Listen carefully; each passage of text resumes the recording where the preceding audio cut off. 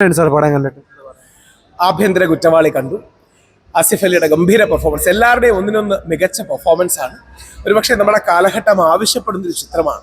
പുരുഷന്റെ വേദനയും വിഷമവും വളരെ ശക്തമായി പറഞ്ഞിട്ടുണ്ട്, എന്നാൽ ഒട്ടും സ്ത്രീവിരുദ്ധവുമല്ല. അപ്പോൾ വളരെ എല്ലാ ആൾക്കാരും കാണേണ്ടതാണ്. ഇതിൽ ജഗദീഷ് പറയുന്ന ഒരു ഡയലോഗാണ് ഇത് കാണുന്ന ഓരോ പുരുഷനും തോന്നുന്നത്.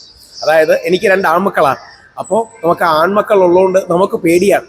പണ്ടൊരു കാലത്ത് ഒരുപക്ഷെ നമ്മൾ പലപ്പോഴും കൗതുകത്തിൽ പറയുമായിരുന്നു, പെൺമക്കളുള്ളവരെല്ലാം ഈ സിനിമ കാണണം. എനിക്ക് ആഭ്യന്തര കുറ്റവാളി എന്ന സിനിമയെക്കുറിച്ച് പറയാനുള്ളത്, ആൺമക്കളുള്ള എല്ലാവരും ഈ സിനിമ കാണണം. കാര്യം അത്രമാത്രം പുരുഷന്റെ വേദനയും പ്രശ്നങ്ങളും പലരും നെഗ്ലക്ട് ചെയ്യുന്ന കാര്യങ്ങളുമുണ്ട്. തിയേറ്ററിൽ വലിയൊരു കയ്യടി വരുന്ന ഒരു സന്ദർഭവും അത് തന്നെയായിരുന്നു. ആസിഫ് അലി, ഞാൻ രംഗത്തെക്കുറിച്ച് കൂടുതൽ പറയുന്നില്ല, അതിൻ്റെ സസ്പെൻസ് കളയുന്നില്ല. പക്ഷേ കോടതിയിൽ ശക്തമായ ആസിഫ് അലി പറയുന്നു, മരിച്ചതൊരു പുരുഷനാണ്, അതുകൊണ്ട് ഇവിടെ ആർക്കും ഒരു പ്രശ്നമില്ല. ആ അർത്ഥത്തിൽ ഗംഭീരമായ സിനിമയാണ്, നിങ്ങളെല്ലാം കാണണം. ഗൗരവമുള്ള സീരിയസ് ആയ സിനിമയാണ്, നല്ല കോണ്ടന്റാണ്. പല ഭാഷകളിലും ഇത് എടുക്കപ്പെടണമെന്നുള്ളതാണ് എൻ്റെ ആഗ്രഹം. തമിഴിലാകട്ടെ, ഹിന്ദിയിലാകട്ടെ, അതുപോലത്തുള്ള പ്രമേയങ്ങൾ വരണം. ആഭ്യന്തര കുറ്റവാളിയുടെ എല്ലാ ടീം അംഗങ്ങൾക്കും പ്രാർത്ഥനകൾ തരും. സാർ, പിന്നെ സാറിന് നിയമത്തെക്കുറിച്ച് കാര്യങ്ങൾ അറിയാവുന്നത് കൊണ്ട് തന്നെ ആ സെക്ഷൻ 498 പറ്റി പറഞ്ഞപ്പോൾ സാറിന് എത്രത്തോളം കണക്ട് ആയി?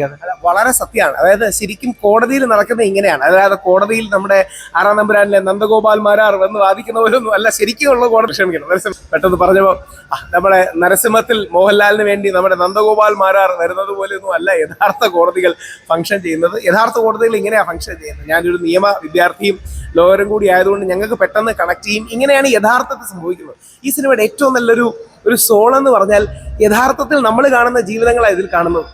അതുകൊണ്ട് തന്നെ ആ സിനിമ നമ്മൾ കാണണം. ആ യാഥാർത്ഥ്യ ബോധം വളരെയധികം ഉൾക്കൊണ്ടിട്ടുണ്ട്, ഒട്ടും എക്സാജറേറ്റ് ചെയ്തിട്ടില്ല. അതൊക്കെ സിനിമയുടെ തികച്ചും മികച്ച കാര്യങ്ങളാണ്.